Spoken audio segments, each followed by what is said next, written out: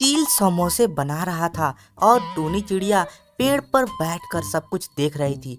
चील को इस बात का थोड़ा सा भी अंदाजा नहीं था और वह समोसे को बाहर छोड़कर अंदर कुछ काम से चला जाता है।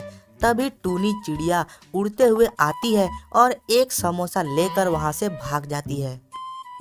टूनी चिड़िया को ऐसा इसलिए करना पड़ता है क्योंकि उसकी दोनों बेटियां सुबह से ही भूखी थी।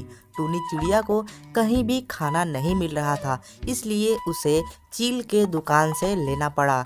वह समोसे ले जाकर अपने दोनों बेटियों को दे देती है और उनसे मिल बांटकर खाने को कहती है। ये लो रानी और गौरी, तुम दोनों इस समोसे को मिल बांटकर खा लेना। मैं इसे बहुत मेहनत से लेकर आई हूँ। माँ बहुत अच्छी है, हम दोनों के लिए आज समोसा लेकर आई है। ऐसा है रानी, ज्यादा खुश मत हो। यह पूरा समोसा मैं अकेले खाऊंगी, तुम्हें एक टुकड़ा भी नहीं दूंगी। क्यों नहीं दोगी माँ, हम दोनों के लिए लाई है ना, तो हम दोनों मिल बांट कर ही खाएंगे। लड़ो मत तुम दोनों, मैं जा रही हूँ और खाना खोजने। अगर मुझे मिला तो मैं लेकर आऊंगी और तब तक तुम दोनों इस समोसे को मिल बांट कर खाओ। अब तो माँ भी चली गई है, अब तो मैं तुम्हें बिल्कुल भी नहीं दूंगी। लेकिन तुम ऐसा क्यों कर रही हो? माँ ने तो कहा था आधा आधा खाने के लिए, फिर तुम मुझे आधा क्यों नहीं दे रही? इधर टूनी चिड़िया फिर से चील के दुकान के पास वाले पेड़ पर आकर बैठ जाती है और चील की दुकान को ही देखती रहती है। पर चील अपनी दुकान से हटता नहीं और टूनी चिड़िया को खाली हाथ ही वापस लौटना पड़ता है। जब टूनी चिड़िया वापस आती है तो देखती है कि उसकी दोनों बेटियां अभी तक समोसे के लिए लड़ाई कर रही हैं।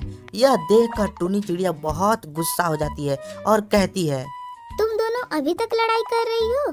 बस अब बहुत हुआ, मैं तुम दोनों के लड़ाई से परेशान हो चुकी हूँ। मैं जा रही हूँ अब यहाँ से और दोबारा कभी लौट कर नहीं आऊंगी। लड़ो तुम दोनों को जितना लड़ना हो।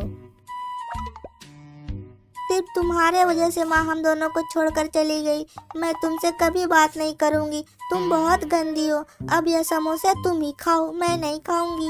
हाँ तो मत खाओ ना, मैं भी तो यही चाहती हूँ कि तुम समोसे ना खाओ। अब पूरे समोसे मैं अकेले खाऊंगी। गौरी चिड़िया समोसा खा जाती है और फिर रात होने के बाद दोनों बहन घर में सो जाती हैं और इधर टूनी चिड़िया अपनी सहेली पिंकी चिड़िया के घर चली जाती है और रात भर वहीं पर रहती है। फिर अगले दिन सुबह जब गौरी चिड़िया को भूख लगती है तब वह रानी चिड़िया से कहती है, रानी मुझे भूख लगी है, मेरे साथ चलोगी क्या जंगल में खाना ढूंढने?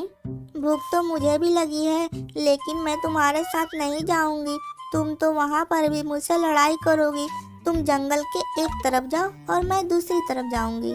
ठीक है मत जाओ, जैसी तुम्हारी मर्जी, लेकिन अगर मुझे खाना मिला तो मैं तुम्हें नहीं दूंगी। ठीक है मत देना, मैं तुमसे मांगूंगी भी नहीं, भले ही मुझे भूखा ही सोना पड़े।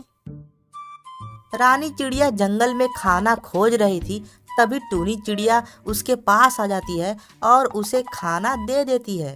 रानी बेटी, यह लो खाना खाओ। तुम दिल की बहुत अच्छी हो, इसीलिए मैं तुम्हें तकलीफ में नहीं देख सकती। माँ तुमने गौरी को खाना दिया या नहीं? वह भी सुबह से खाना ढूंढ रही है। गौरी को सबक सिखाने का यही सबसे अच्छा समय है। जब उसे खाना नहीं मिलेगा तब उसे अपनी गलती का एहसास होगा। उधर गौरी चिड़िया खाना ढूंढ ढूंढ कर परेशान हो जाती है। उसे कहीं भी खाना नहीं मिल रहा था। शाम होने वाली है और मुझे अभी तक कुछ खाना नहीं मिला। लगता है आज मुझे खाली हाथ ही वापस लौटना पड़ेगा। तब वह थक हार कर घर वापस आ जाती है। रानी, आज तुम्हें खाना मिला क्या? मुझे तो कहीं भी खाना नहीं मिला। हाँ मुझे तो आज भर पेट खाना मिला और खाना खाकर मजा आ गया। पता नहीं माँ हम दोनों को कहाँ छोड़कर चली गई। आज माँ होती तो मुझे भूखा नहीं रहना पड़ता। फिर रात हो जाती है और गौरी चिड़िया को आज रात भूखे पेट ही सोना पड़ता है। फिर अगले दिन सुबह जब गौरी चिड़िया सोकर उठती है तो देखती है कि उसकी माँ आई हुई है और साथ में ढेर सारा खाना रखा हुआ है। माँ तुम वापस आ गई। माँ मुझे तुम्हारी बहुत याद आ रही थी। अच्छा हुआ तुम वापस आ गई। आज तो मैं वापस आ गई हूँ, लेकिन अगर इस बार तुमने लड़ाई किया तो मैं हमेशा के लिए चली जाऊंगी और फिर कभी वापस नहीं आऊंगी।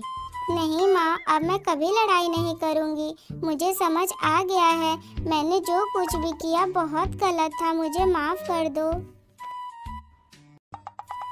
फिर तीनों गले मिलते हैं।